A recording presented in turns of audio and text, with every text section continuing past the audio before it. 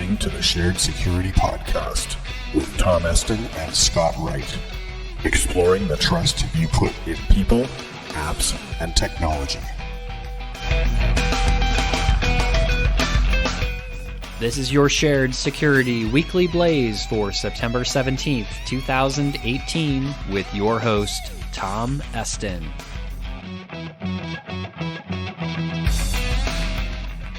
In this week's episode, Malware-Less email attacks, Equifax breach updates, and the Vizio class action lawsuit.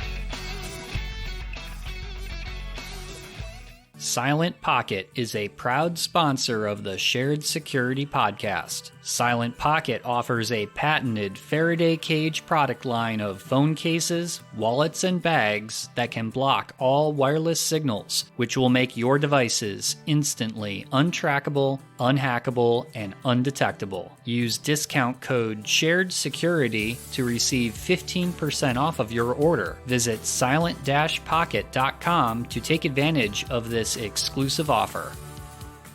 Hi everyone, this is Tom Eston, co-host of the Shared Security Podcast. Welcome to the Shared Security Weekly Blaze, where we update you on the top 3 security and privacy topics from the week. These podcasts are published every Monday and are 15 minutes or less, quickly giving you news that you can use.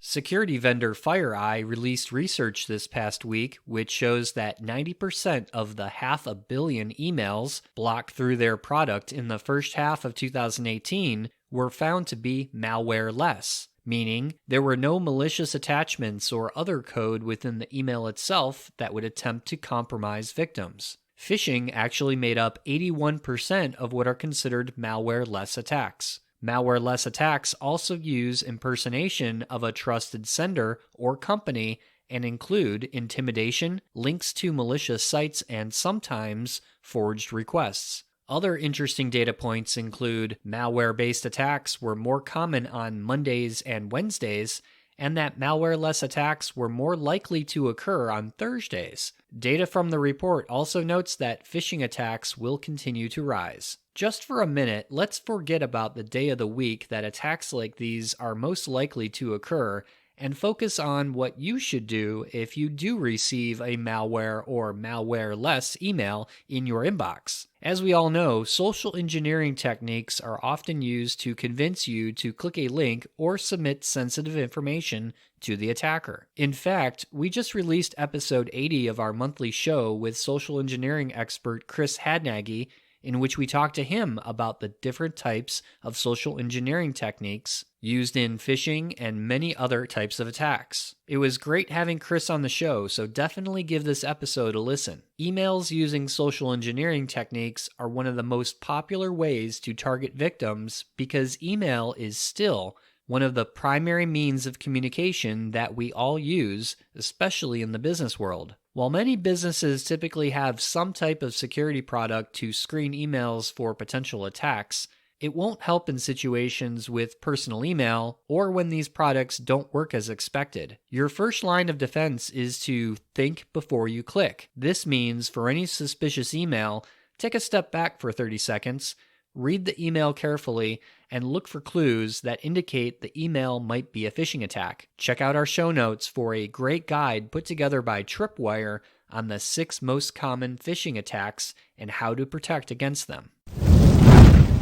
The Equifax data breach last year, which exposed the personal information of almost half of the U.S. population, has yielded very little change in regards to Equifax profits and any federal laws that could be implemented to prevent another breach as large as this one. The Chicago Tribune reported in an article last week that Equifax posted record revenue last quarter of $877 million and will most likely post a record profit next year. In fact, Equifax has recovered about 90% of the losses that were because of last year's data breach. I'm actually a little surprised that Equifax has been able to skate around any financial penalty or other serious impact to their business. it does make you wonder how they've been able to keep the public reaction of this data breach to a low roar. It seems that the only positive news coming out of this data breach is that there is more awareness from a consumer and legislative perspective,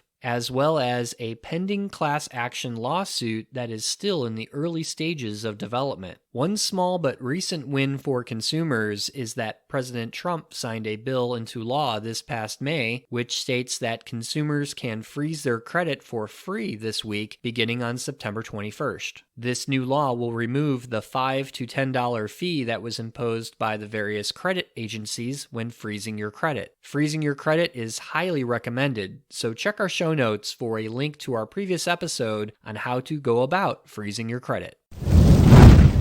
Vizio, who is one of the world's largest manufacturers of smart TVs, is developing a notice about a class action lawsuit that will be pushed to and displayed on all Vizio smart TVs. This recent development is because of the class action lawsuit that was initiated after the U.S. Federal Trade Commission made Vizio agree to a $2.2 million settlement. This settlement was agreed to because in 2015, Vizio was caught collecting and then selling user data to advertisers. This data included information like your IP address, TV viewing habits, TV shows being watched, and even DVDs being played on your TV. All of this data was being collected without user consent, which got Vizio into hot water. Since then, Vizio has implemented a user consent policy when first setting up and installing a new Vizio TV. However, as we've pointed out on the podcast previously,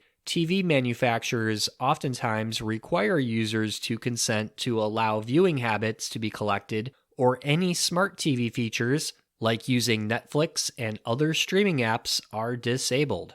Essentially, by not allowing your data to be collected and sold, you have made your TV dumb, which was probably not the desired outcome when you purchased your shiny new smart TV. While Vizio has until October 3rd to provide this notice to TV owners, it should be interesting to see how a large class action lawsuit like this plays out. If you happen to be a Vizio TV owner, will you participate in the class action lawsuit? We would be interested in hearing from you so we can discuss your thoughts on a future episode of the podcast. Hopefully that this recent controversy with Vizio sets a precedence for smart TV and Internet of Things manufacturers that the privacy of our information is not always for sale, and that a class action lawsuit may be looming for those manufacturers that don't take the privacy of their customers seriously. That's a wrap for this week's show. Be sure to follow the Shared Security Podcast on all the regular social media channels like Facebook, Twitter, and Instagram for frequent posts, commentary, and updates. If you have feedback or topic ideas for the show, you can email us at feedback@sharedsecurity.net. First-time listener to the podcast, please subscribe on your favorite podcast listening app such as Apple Podcasts or on our YouTube channel. Thanks for listening, and we'll see you next week for another episode of the Shared Security Weekly Blaze.